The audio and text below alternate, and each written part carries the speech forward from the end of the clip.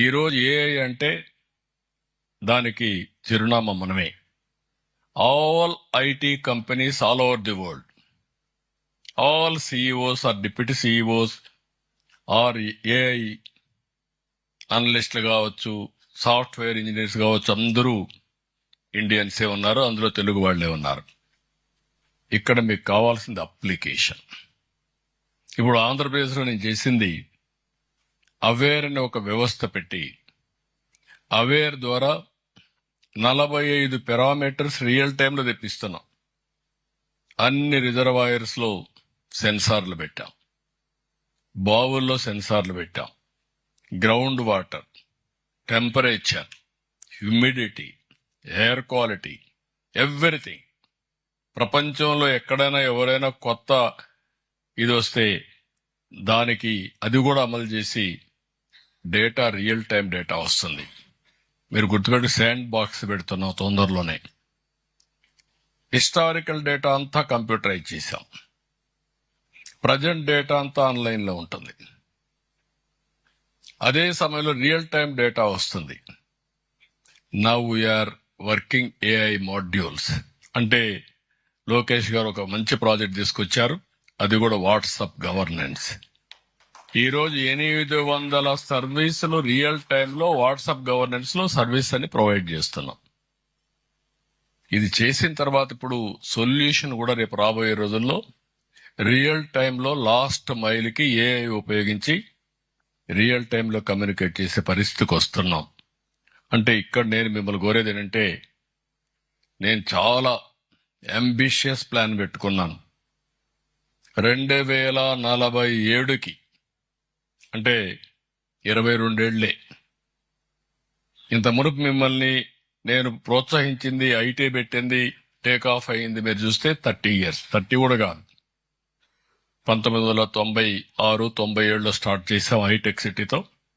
అక్కడి నుంచి ముందుకు పోయాం. ఈ రోజు 22 సంవత్సరాల్లో మీరు డిఫరెంట్ వరల్డ్ చూడబోతున్నారు. Be clear. ఇమాజిన్ చేయకుండా మీరు ఆంధ్రప్రదేశ్ నుంచి స్విట్జర్లాండ్కి వచ్చి ఐర్లాండ్కి పోయి మీరు ఆనందపడిపోయి బాగుందిలే అనుకుంటే కుదరదు. అది కాదు. Sky is the limit. మీరు ఎంత ఇమాజిన్ చేయగలిగితే అంత భవిష్యత్తు ఉంటుంది. మీకు మాకంటే ఎక్కువ నాలెడ్జ్ ఉంది, గుర్తుపెట్టుకోవాలి. నేను ఊహించుకుంటున్నాను, మీరు ప్రాక్టికల్ గా చూస్తున్నారు. స్విట్జర్లాండ్ ఉంది, ఐర్లాండ్ ఉంది, జర్మనీ ఉంది, లేకుంటే డెన్మార్క్ ఉంది, మాల్టా ఉంది, అన్ని దేశాలు ఉన్నాయి. మీరు ఆ దేశాలు నేర్చుకుంటే చాలు. అట్లా కాకుండా ఆ దేశంలో ఉన్నా మా పేరు చెప్పమంటే నేను అది చెప్పడం లేదు. నేను కోరుకునేది, అక్కడ గ్రామాల నుంచి వచ్చారు, అక్కడ పరిస్థితులు మీకు అర్థమైనాయి. ఇప్పటికి కూడా మొన్న కూడా మేము నారావారిపల్లికి పోయాం. ఎందుకంటే మనము పుట్టిన ఊరిని శాశ్వతంగా మరిచిపోకూడదు.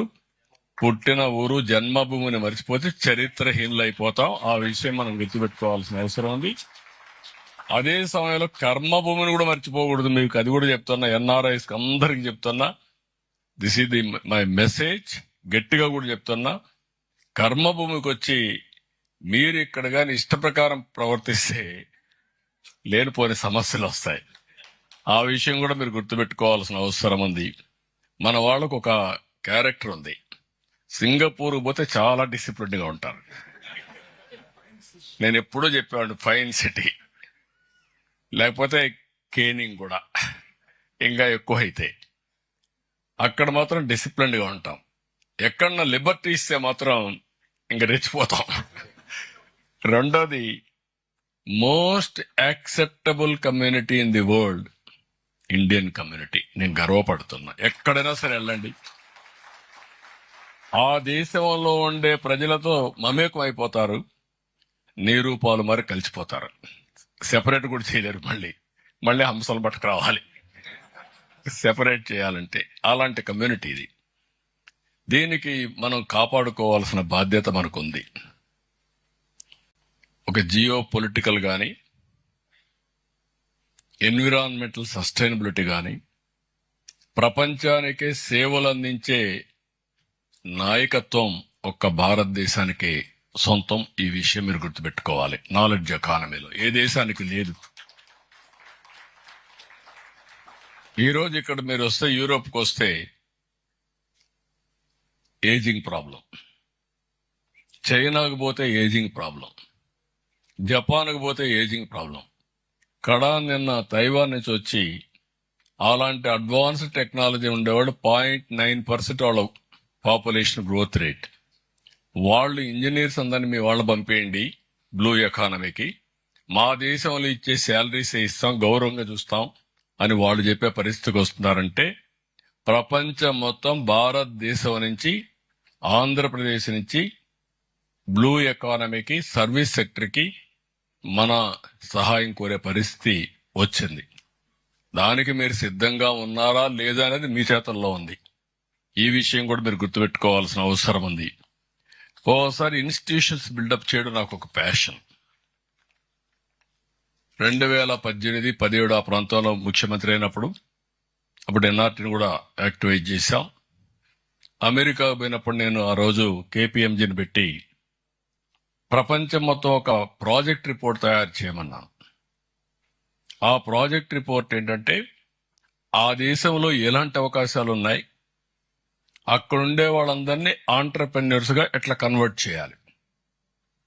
నేను ఫ్రమ్ ది బిగినింగ్ ఒక విషయం మాట్లాడా, మీ అందరితో గుర్తుపెట్టుకోవాలి. ఐటీ ఉద్యోగాలు వచ్చినప్పుడు మన వాళ్ళకి ప్రొనౌన్సియేషన్ వచ్చేది కాదు. లండన్ నుంచి ఇంగ్లీష్ తెలిసిన వాళ్ళందరూ తీసుకొచ్చి, ప్రొఫెసర్ తీసుకొచ్చి టీచింగ్ పెట్టాను. That were the days.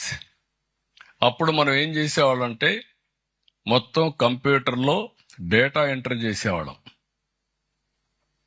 అమెరికాలో డే టైం, మనకు నైట్ టైం. మనకు డే టైం, వాళ్ళకు నైట్ టైం. ఆ జోన్ అడ్వాంటేజ్ తీసుకొని చేశాం. దాంతో మనం అంతా మెడికల్ ప్రిస్క్రిప్షన్స్ ఇవన్నీ కూడా అప్డేట్ చేసేవాళ్ళం ఆ రోజుట్లో. అప్పుడే చెప్పా, దీంతో గుమస్తా ఉద్యోగాలు చేస్తే గుమస్తాలుగా మిగిలిపోతాం, ఇది కాదు, ప్రోడక్ట్స్ తయారు చేయండి, అక్కడ భవిష్యత్తు ఉంటుందని ఆ రోజు చెప్పా. నేను ఇప్పుడు కూడా చెల్లమ్మ చెప్తా, ఆడబిడ్డ చెప్తా ఉంది, నేను లాస్ట్ టైం కూడా చెప్పాను, మీ మైండ్లో ఉండాలి. ఏదో జాబ్ సీకర్ కాదు, జాబ్ ప్రొవైడర్గా తయారు కావాలి. మీరు ఉద్యోగం చేయడం కాదు, 10 మందికి ఉద్యోగాలు ఇచ్చే పరిస్థితిలో మీరు ఉండాలనే నా సంకల్పం ఫ్రమ్ ది బిగినింగ్. ఇప్పుడు కూడా దీనికి 2018 అమెరికాకు పోయినప్పుడు, కాలిఫోర్నియా పోయినప్పుడు ఫాల్కనెక్స్ ఒక ఆర్గనైజేషన్ పెట్టాం. ఈ 7 సంవత్సరాల్లో 30x డెవలప్ అయింది. అది 30 టైమ్స్. దాని వాల్యుయేషన్ చూస్తే $3.7 బిలియన్. ఇప్పుడు 210 మిలియన్ ఇన్వెస్ట్మెంట్ తీసుకొచ్చి పెట్టారు. అంటే ఒక్క ఇష్యూ మీరు చూసినప్పుడు ఎంత ఫాస్ట్ గా మూవ్ అవుతుందానికి ఇది ఒక ఎగ్జాంపుల్ మాత్రం. ఇక్కడికి వచ్చినప్పుడు మేము ఈసారి రతన్ టాటా ఇన్నోవేషన్ హబ్ పెట్టాం. ఆంధ్రప్రదేశ్ లో రతన్ టాటా ఇదే ఒక స్పిరిచువల్ లీడర్. ఆయన ఆర్గనైజేషన్ ఏ విధంగా ఒక ఎంపైర్ గా తయారు చేసి ఒక ఎగ్జాంపుల్ గా తీసుకోవాలని దీనికి తీసుకొచ్చాం. 1 family 1 entrepreneur, this my concept. అయితే నేను మామూలుగా డాక్రా సంఘాలను కూడా చదువుకొని ఆడబిడ్డలను కూడా పారిశ్రామికవేత్త చేయాలని 1 ఆంటర్‌ప్రెన్యూర్ పెట్టాను. మీరంతా చదువుకున్నాళ్ళు, ఐటీ చేసిన వాళ్ళు. నేను అందుకే ఒక మాట చెప్పాను, భార్యాభర్త ఇద్దరు ఐటీ చేస్తే రిస్క్ అనుకుంటే ఒకరు ఉద్యోగం చేయండి, ఒకరు ఆంటర్‌ప్రెన్యూర్ గా కన్వర్ట్ కాండి, వ్యాపారం చేయమని. సక్సెస్ అయితే ఇద్దరు మళ్ళా వ్యాపారం చేసుకోవచ్చు అని చెప్పాం. దానికి మీరు కట్టుబడి ఉండి ముందుకు పోవాల్సిన అవసరం ఉంది. ఈరోజు రతన్ టాటా ఇన్నోవేషన్ హబ్ ద్వారా సన్ రైజ్ కనెక్ట్స్ అనే ప్రత్యేకమైన కార్యక్రమాన్ని ఇంట్రడ్యూస్ చేస్తున్నాం. అనేక మార్గాలు, నేను ఓన్లీ ఐడియా మాత్రం ఇస్తున్నా, మీరు ముందుకు రావాలి. మీ డయాస్పోరా నుంచి మీరు ఆంటర్‌ప్రెన్యూర్ కావడం first priority.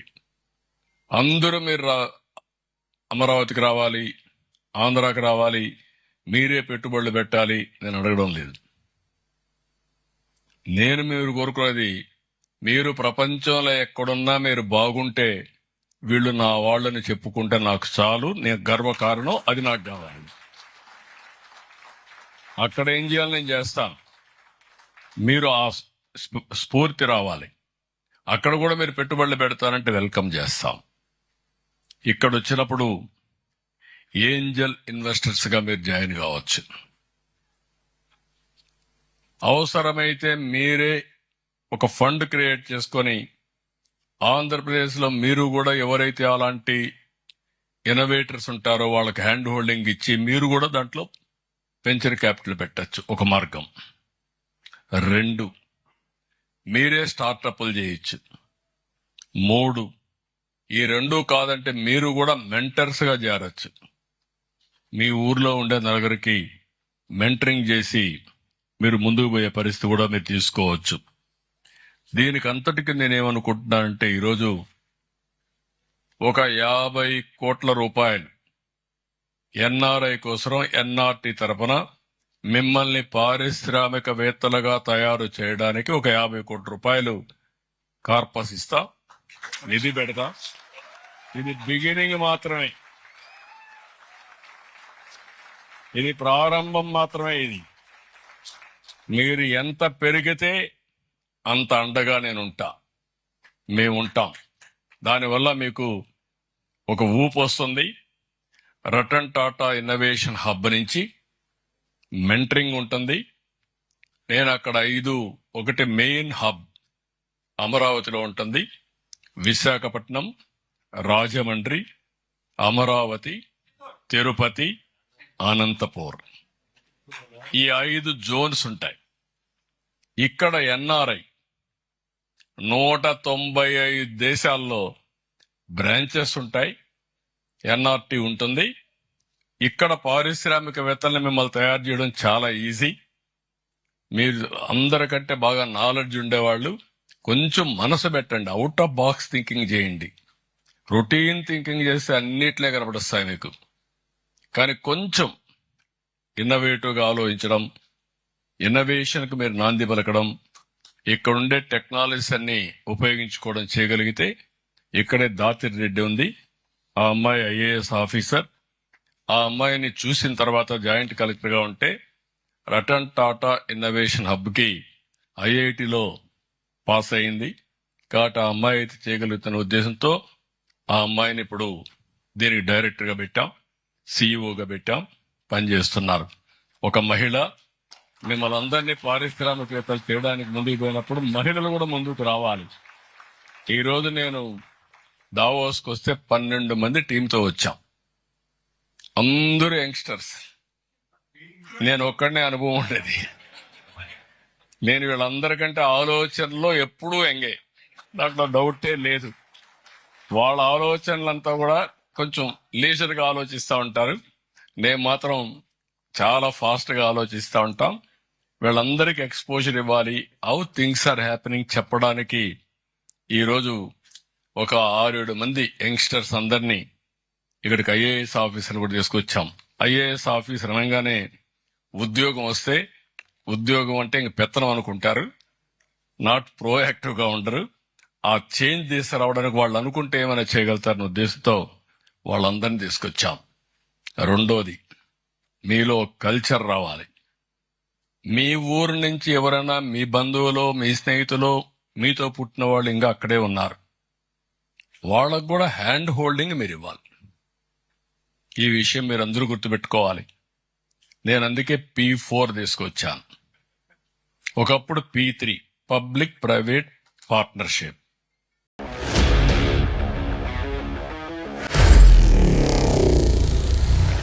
Honor Signatus, the biggest gated community in the heart of the city.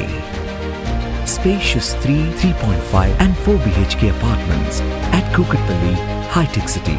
27.5 acres, 18 towers, G+25 floors, 1695 to 3815 square feet unit sizes. For more details, search for Honor Signatus. ఈరోజు ఎయిర్పోర్ట్లు వస్తున్నాయి, రోడ్లు వేస్తున్నాం, IT కంపెనీలు వచ్చాయి, అనేక విధాలుగా సంపద సృష్టిస్తున్నాం. ఈ సంపద సృష్టి ఎంతవరకు పోయిందంటే హ్యావ్స్ అండ్ హ్యావ్ నాట్స్ వ్యత్యాసం పెరిగిపోయింది. బిలినియర్స్ తయారవుతున్నారు. రిలేటివ్గా పేదవాడు పేదవాడిగానే ఉన్నాడు. అందుకే ఈరోజు కొత్త కార్యక్రమం పబ్లిక్ ప్రైవేట్ పీపుల్స్ పార్ట్నర్షిప్. నేను అడుగుతున్నా మిమ్మల్ని, మీరు నా మారిగానే ఒక ఊర్లోనే చదువుకున్నారు కదా, గవర్నమెంట్ స్కూలే కదా, ప్రజలు ట్యాక్సే కదా, అవునా కాదా? అవకాశం మీకు వచ్చింది, నాకు ఒక అవకాశం వచ్చింది. నేను ఇప్పుడు కూడా మర్చిపోలేను. 6 కిలోమీటర్లు నడిచాను హై స్కూల్కి, 6వ తరగతికి. 6 కిలోమీటర్లు నడిచి నా క్యారియర్ నేనే అప్పుడు ఆహార పొట్లాలు కట్టుకొని హై స్కూల్కి పోయి చదువుకొని మళ్ళా ఊరికి వచ్చేవాడిని. 12 కిలోమీటర్లు నడిచాను. ఈరోజు నేను మేనేజ్మెంట్ పాఠాలు ప్రపంచానికి చెప్తున్నా, టెక్నాలజీ పాఠాలు ప్రపంచానికి చెప్తున్నా. వాట్ ఇట్ మీన్స్, అవకాశం వచ్చింది, అంచెలంచెలుగా సద్వినియోగం చేసుకున్నాను. ఈరోజు ఒక ఎన్టీఆర్ ఎక్కడి నుంచి వచ్చాడు? ఒక మారుమూల ప్రాంతం, మామూలు కుటుంబం, ఒక ఎక్స్ట్రాడినరీ పర్సనాలిటీ. ఈరోజు చరిత్ర తిరగరాశాడు. ఇంకెవరు తిరగరాయలేనంత ఎత్తుకు ఎదిగాడు. అవునా కాదా? ఒక్కసారి ఆలోచించుకోండి. ఈరోజు ఒక నరేంద్ర మోడీ గారు, ఛాయ్ వాలా. ఈరోజు ప్రపంచంలో మీరు చూస్తే ప్రపంచంలోని అందరికంటే పాపులర్ లీడర్గా, మోర్ స్టెబిలిటీ ఉండే లీడర్గా, ప్రజాస్వామ్యంలో ఎంత పవర్ఫుల్ గా ఉండగలుగుతారా అని నిరూపించిన వ్యక్తి నరేంద్ర మోడీ గారు. ఆయన కూడా ఒక సాధారణ కుటుంబమే. ఒక అబ్దుల్ కలాం, ఒక అంబేద్కర్, ఒక మహాత్మా గాంధీ, లేకుంటే ప్రపంచంలో ఏ లీడర్ అన్నా తీసుకోండి, పుట్టినప్పుడు ఒక కేజీనే. తర్వాత మీరు పెరిగే కొద్దీ మీరు అనుసరించే విధానాలే కారణం. ఆ విషయం మీరు గుర్తుపెట్టుకోవాల్సిన అవసరం ఉంది. అందుకే నేను మిమ్మల్ని అందరినీ కోరుతున్నా, అంబిషన్ లేకపోతే, యాస్పిరేషన్ లేకపోతే మీరు ఎక్కడుంటారో అక్కడే ఉంటారు. మీలో ఒక యాస్పిరేషన్ మీకోసరం కాదు, జాతి కోసరం, దేశం కోసరం. ప్రతి ఒక్కరిలో ఆ యాస్పిరేషన్ ఉండాలి. వెల్త్ క్రియేషన్ కూడా మీరు గుర్తుపెట్టుకోవాల్సింది, వెల్త్ క్రియేషన్ అవసరం. మెజర్మెంట్, మీ సక్సెస్ చూడాలంటే 1 బిలియన్ ఉందా, లేదంటే 1 మిలియన్ ఉందా, లేదంటే ఎంత వస్తుంది ఇయర్లీ, ఇవన్నీ మెజర్ చేస్తాం. కానీ జీవితంలో గుర్తుపెట్టుకోవాల్సింది, మీతో ఎలాంటి సమాజాన్ని మనం క్రియేట్ చేయాలనుకుంటున్నాం చాలా ముఖ్యం. ఆర్థిక అసమానతలు లేనటువంటి ఇన్క్లూజివ్ గ్రోత్ రేట్ వస్తే అదే నిజమైన సమాజం. Europe is better than China and America. ఈ విషయాలు మీరు గుర్తుపెట్టుకోవాల్సిన అవసరం ఉంది. అందుకే ఆంధ్రప్రదేశ్ దీనికి నాంది పలుకుతున్నా. ఇంకొక ప్రోగ్రాం కూడా ఈ సందర్భంగా నేను అనౌన్స్ చేస్తున్నా. చదువుకోవాలి అనుకున్న వాళ్ళందరినీ చదివించే బాధ్యత ఎన్డీఏ ప్రభుత్వం తీసుకుంటాం ఆంధ్రప్రదేశ్లో.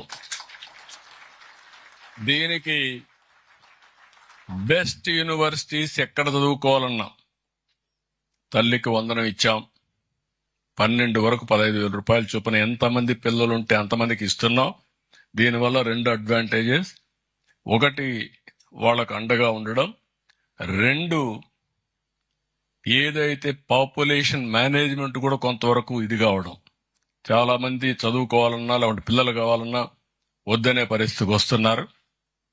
నేను అది కూడా చెప్తున్నా, భారతదేశం గాని పాపులేషన్ మేనేజ్మెంట్ చేయగలిగితే రాబోయే 400-500 సంవత్సరాలు ప్రపంచం మొత్తం ఒక రెస్పెక్టబుల్ కమ్యూనిటీ కాకుండా పవర్ఫుల్ కమ్యూనిటీగా భారతదేశం తయారవుతుందని చెప్పి కూడా నేను మీకు తెలియజేస్తున్నా. ఇది ఒక్క విషయం మనం గుర్తుపెట్టుకోవాలి. 47 వరకు ఈ అడ్వాంటేజ్ పనిచేస్తుంది. 47 తర్వాత మాత్రం ఏజింగ్ ప్రాబ్లం వస్తుంది, పాపులేషన్ డిక్లైన్ అవుతుంది. ఈ రోజు యూరోప్ లో వచ్చిన పరిస్థితి భారతదేశం రాకూడదంటే, ఆంధ్రప్రదేశ్ రాకూడదంటే మీరందరూ కూడా పాపులేషన్ మేనేజ్మెంట్ గురించి మాట్లాడాలా.